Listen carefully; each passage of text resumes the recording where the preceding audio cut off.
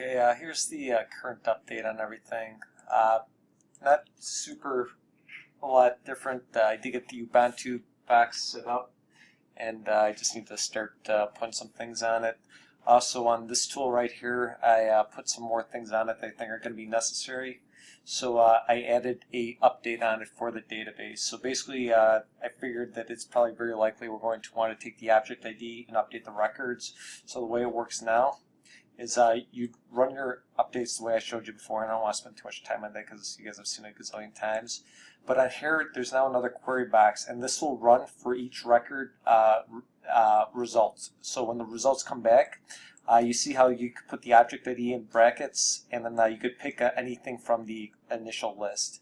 So on here, I have my employee ID and object ID, which are my available column, or is one of my available columns here, but you could use any column that is returned from the first query. So if I was to add on here, I don't know, let's do employee bill ID, which is just another identifier in our system for something. Alright, so now if I click get items, so now I have another field on there.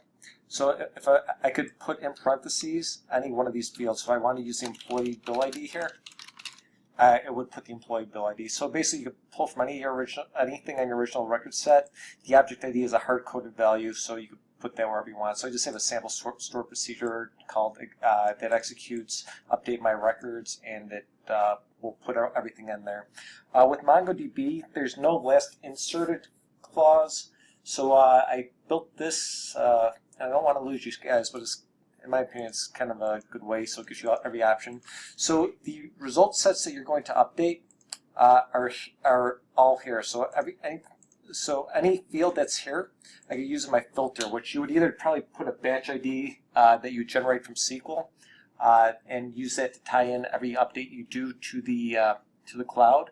But whether the batch ID was in here or a create date, so if you want to use a date timestamp, you put return every record on here after my specific date.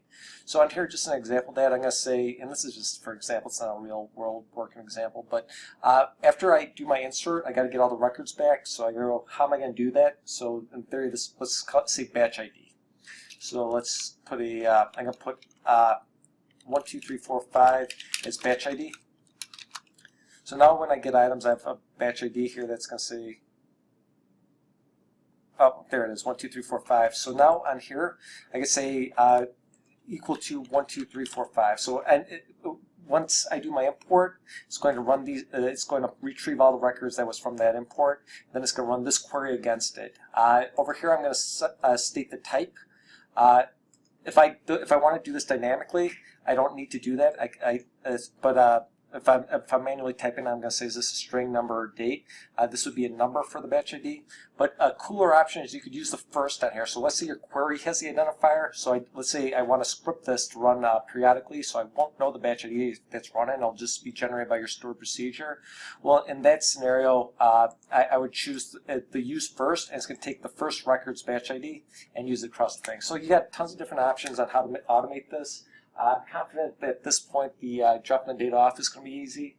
I'm building the Meteor right now, and I'm cautiously optimistic that we're going to sail through this part and get once I see how you're pulling the data, I should be able to fairly quickly get it to now populate the SMS data that we're looking to get on there.